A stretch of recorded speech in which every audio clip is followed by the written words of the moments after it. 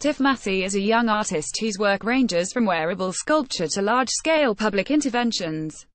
In the first of this two-part interview, Massey spoke with Benizi Dictionary of Art editor Kathy Batista about her work as well as her vision for bringing art education to underserved areas of Detroit. In the second part of the interview, Massey speaks about her influences and beginnings as an artist. You can read the first part of the interview here. Kathy: who were the artists who became important to you? Tiff: Issey Miyake, Nick Cave, and Edmund Lewis.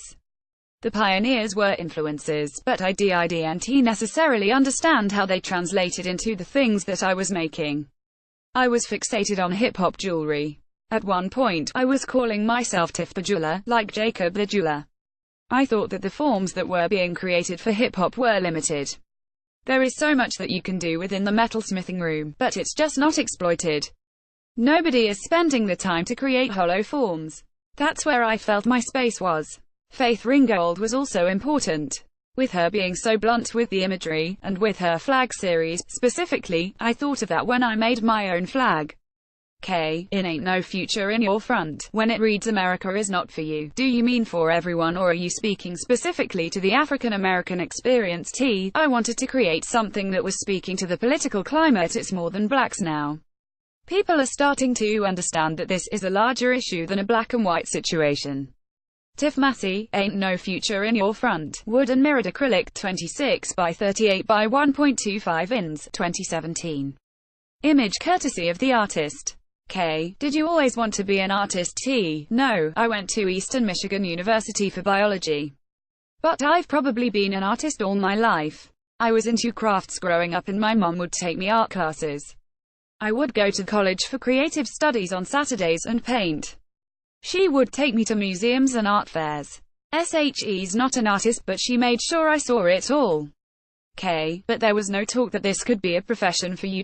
Oh, hell no. Even when I chose to go get my master's, it was like, you can still go to med school. I talked to my mother recently about this building that I'm acquiring and she said, they're not going to give you a loan because you don't have a 9-to-5.